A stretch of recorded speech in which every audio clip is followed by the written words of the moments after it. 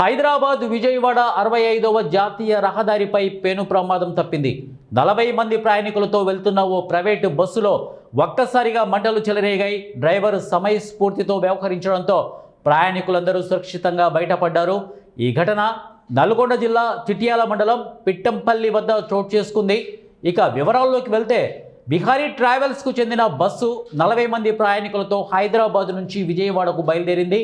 Bus Pittampalli వద్దకు చేరుకోగానే engine భాగం నుంచి మంటలు రావడం డ్రైవర్ గమనించారు. ఏమాత్రం ఆలస్యం చేయకుండా వెంటనే బస్సును రోడ్డు పక్కన నిలిపివేసి ప్రయాణికులను అప్రమత్తం చేశారు. దీంతో వారంతా క్షణాల్లో బస్సు దిగి ప్రాణాలు కాపాడుకున్నారు.